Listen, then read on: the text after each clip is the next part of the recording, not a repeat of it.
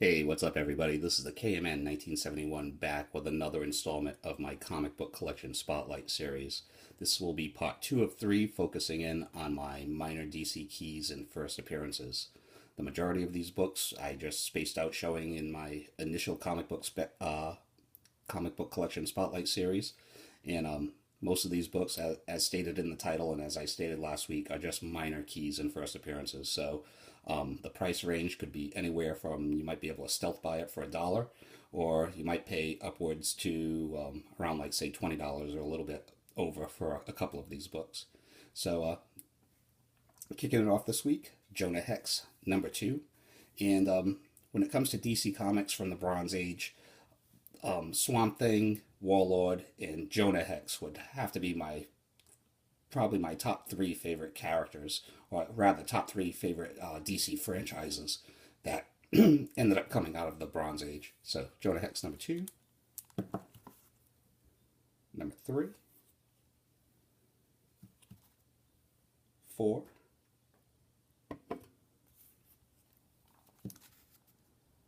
5, and jumping all the way to the last issue, #92. In a perfect world, DC would hire Garth Ennis and let him just go wild on the Jonah Hex franchise. I think that's what it would take to make the Jonah Hex franchise relevant again with a modern audience. Speaking of comic book franchises, the Justice League of America. Aside from Batman and the X-Men, the Justice League of America would probably be my third favorite comic book franchise for me to collect. I have at least a long box and a half just of Justice League of America comics in my PC. So this is Justice League of America #19 from their first volume, a very beat to heck copy. It has a staple pop and a couple of spine splits. But this was my first Silver Age comic that I ever purchased back in the 1990s when Grant Morrison was on the JLA. I picked this up at a half price sale for like $7. So even in the speed up condition, you can probably still get $10 for it. But I like it just for the fact that it's my oldest JLA comic. Jumping ahead all the way to issue #100, we have Justice League of America, well, #100. It features a crossover between the JLA, JSA, and the Seven Soldiers of Victory. So I remember reading about this comic way back in the day in the Wizard magazine, where Brad Meltzer was waxing poetic about it. And it was a decent story, but it's just one of those deals that I think you had to read it as a kid to truly appreciate it.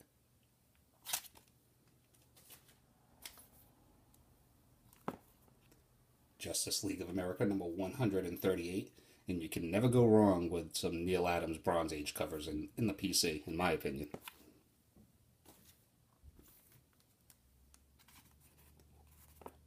Justice League of America #143, and this is obviously Wonder Woman versus Superman issue, giant size. I like the way Dinah rather, is cheering her on in the back. I never liked him. So now, back in the Bronze Age especially, DC didn't really publish many hero versus hero comics, which is the polar opposite of their marvelous competition, who basically had all their heroes fight each other at one time or another and continue to do so till this day. But DC didn't really hop on that bandwagon back in the 70s. So this is one of the few exceptions. I know they had a giant size Wonder Woman versus Superman also, but I'd like to get my hands on that. But this issue right here wasn't really worth anything for the longest time. And then it's probably about a $10 issue, $10 to $15 issue at the very worst. But this issue will ask for a little bit more of a price than the other issues grouped in this, like in the JLA 140s and 150s. So, and I don't think the current state of Wonder Woman mania will hurt the value of this comic at all. So, if you see it out there in the wild, I would definitely pick it up. Okay, so these next three books are examples of books that were hot probably a couple of years ago, and they've cooled off, but I have a feeling that they might heat back up again. So this is Justice League of America #183, and this is the first part of a three-part story that crossed over with, well, not a crossover, but it featured the JLA, the JSA, the New Gods, and as well as Darkseid and his minions from Apocalypse. So here's 183. 184, which is for some reason the most expensive book out of the three, And a special side note: this also features the first uh, the first time that George Perez ever penciled the Justice League of America, which I think is notable. So Justice League number 184, which is also George Perez's first JLA work, and number 185, which is the final part of the story. And I guess this is the first time that Darkseid ever had confronted the Justice League of America in this storyline. So kind of along the lines of, like, say, Avengers 125. Ooh, tough clear. But I would definitely recommend these books.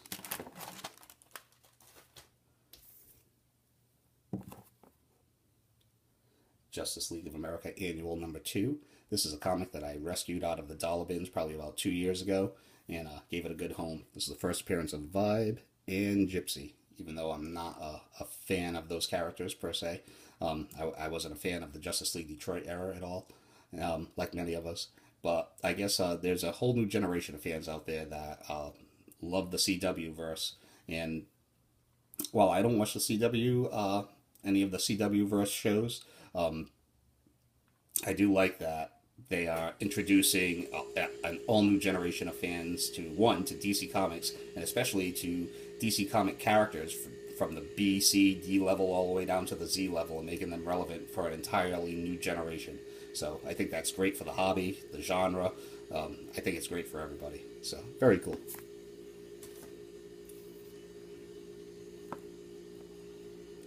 Justice League of America number 1 from volume 2. And this is the Michael Turner variant cover. I just love this cover.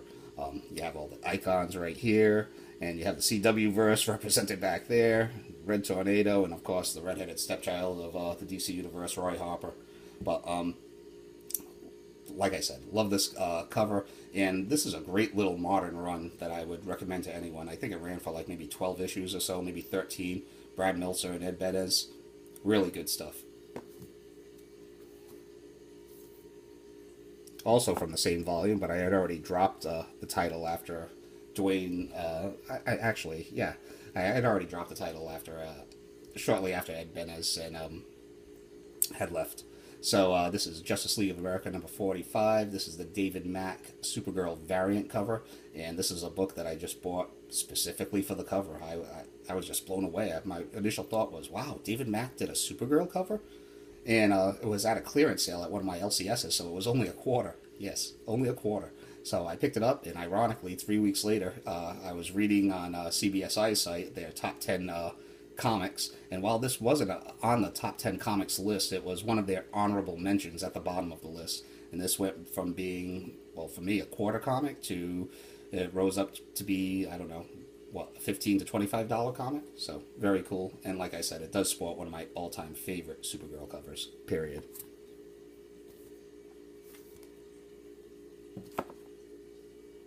Here is Justice League number 1 from the New 52 reboot.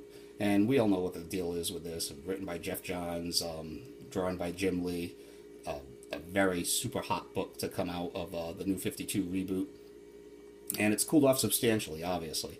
But this is basically the iteration of the Justice League that's going to make their big screen debut, minus Green Lantern. And who knows, I'm hoping that maybe they'll have someone appear as Green Lantern as a surprise in the movie at some point. That would be great. But considering that this is going to be the iteration of the DC Universe, DC Cinematic Universe Justice League, for that reason alone, I think this book still has some legs left in it.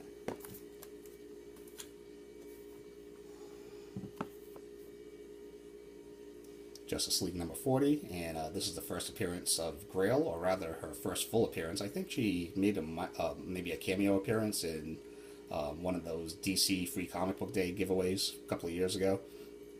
But this was a great storyline. I've been reading the Justice League on and off since the 1980s, mid to late 1980s, and this is easily in my top 10 for all-time favorite Justice League stories.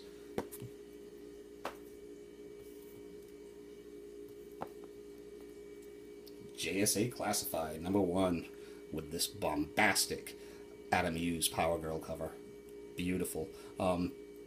This was a neat little three-parter that was leading up to, at the time, Infinite Crisis, which was all the rage for DC Comics fans back then. And I think that DC kind of missed the boat with this character. They should have rolled out a Power Girl ongoing series as soon as Infinite Crisis came to its conclusion. That and Secret Six.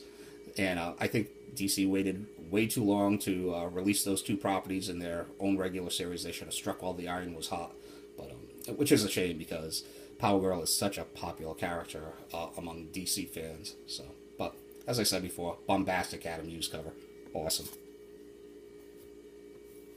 And speaking of Adam Hughes, Legionnaires number 16. Now, I just showed this book off probably like a month ago, and this is an example of what I like to coin the YouTube comic book community effect. This is a book that wasn't worth anything. Like I said, I bought it for $1, but I ended up seeing this pop up on, I believe, Comic Quarter 410's video, and a couple of videos after that, and a couple of videos after that. And I ended up showing this book off. So this book has gone, for some reason, from being $1 issue to like a $10, $15 issue. I was doing some research on eBay the other day because I guess the DC Universe logo variant is pretty hot right now. It's going anywhere between $30, $40, maybe even $50. I'm not sure. But this book has started to sell now for between $10, $15. I saw a sale just yesterday for like $17. So the only reason I could think of that why this book is raised in value is, yes, Adam Hughes is hot. A lot of people didn't know about the Adam Hughes this Adam Hughes cover, and because of it getting exposure from various YouTube comic book community members, this book has gained a little interest. So I'm not saying I'm the reason, but I will say that I'm part of the reason. So if you see this book out there in the wild, I would definitely pick it up. It's a beautiful Adam Hughes cover, and it's a book on the rise.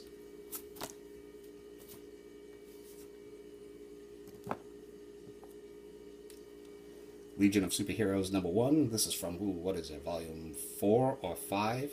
And for the first 5 issues of this series, Jim Lee was doing the variant covers. And this is probably my all-time favorite Legion of Superheroes cover. I mean, has Saturn Girl ever looked so good? I don't think so. Plus, she's sporting the Mike Grell era costume. It's just beautiful. I wish Grant Morrison, kind of like along the lines of Garth Ennis taking on Jonah Hex, I wish Grant Morrison would be the guy that could take on Legion of Superheroes with a murderer's row of A-list artists and just make the Legion relevant to a new generation of fans, kind of like how Paul Levitz and Keith Giffen did way back in the 80s.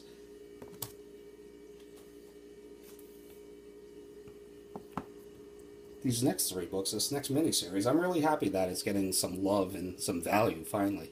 This is Masters of the Universe, number 1, and this is the first time that the Masters of the Universe franchise had their own comic book.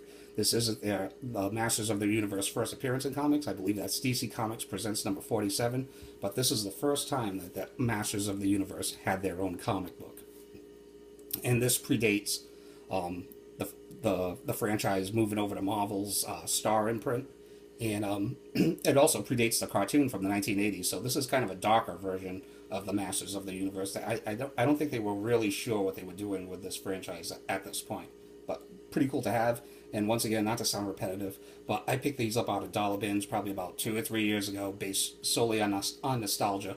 And in high grade, which all these books are, they can fetch you on eBay up to $30 to $40 for the complete set. So here's number 1. Number 2, and number 3. Now, something to note for the Masters of the Universe completists out there. Now, prior to this miniseries, DC put out a 16-page original story preview of the Masters of the Universe. And it appeared in an issue of Superman, but it also, which I don't own, and I don't know what the number is, but it also appeared in issue number 25 of the New Teen Titans and number 293 of the Legion of Superheroes. And, excuse me. These 2 books are just great. Not only do you get the second overall appearance of the Masters of the Universe in comic books, but you also get installments of 2 classic Copper Age storylines.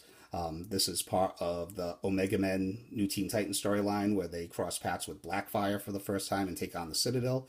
And Legion of Superheroes 293, this is part of a story called The Great Darkness Saga, which many Legion of superhero fans herald as the definitive Legion of Superheroes storyline. Think Doc Phoenix Saga, Elektra Saga, the Judas Contract, whichever classic storyline that you associate with a comic book franchise. The Great Darkness Saga is that storyline for the Legion of Superheroes. So, and like I said, both of these books are like they're not worth anything. You could probably buy these on eBay and get them shipped to you in high grade for like maybe $7 or $8. So, but second appearance overall of the Masters of the Universe in comics. Back to the keys. The Multiversity #1. Hey, a variant. So, I love this cover. It's an obvious homage / parody of Action Comics #1 with Captain Carrot doing his best Superman pose. Awesome. Love it.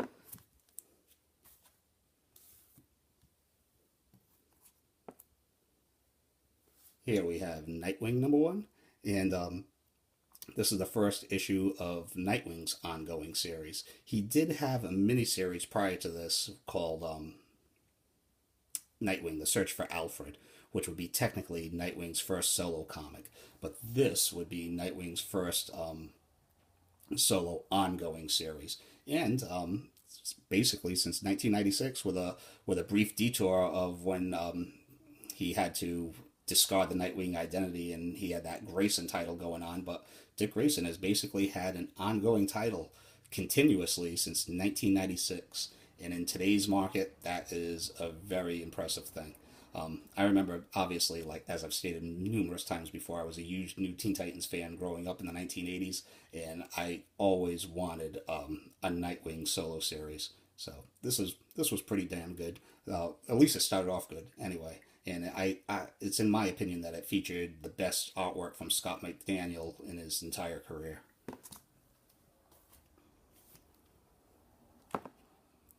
Here is Ragman #1, and first appearance of Ragman, another example of a Z-list DC character that no one really cared about until the CW came along. So, very cool. And I will end it off with Suicide Squad #1 from the New 52. This is the second volume, and I guess as far as newer books go, for this current comic book collection Spotlight series, the New 52 is about as modern as I'll go. I do have quite a few rebirth issues that I would like to show off, but I'm going to let them just sit until the next back issue oriented comic books collection Spotlight video, probably sometime next year. See how they do and see how they hold over time. But this is Suicide Squad #1, and aside from a couple of variant issues, this will be the only standard cover issue of this entire volume that will net any money whatsoever. And unless you're a hardcore Suicide Squad fan, I would avoid this series completely. While I do own the complete volume, most of the stories were mediocre at best. So that's all I have for this week. I will be back next week either with a good old-fashioned comic book haul or the third part of this series. So thank you all for watching, liking, subscribing, and yeah, have a great weekend. I will see you all next week. See ya.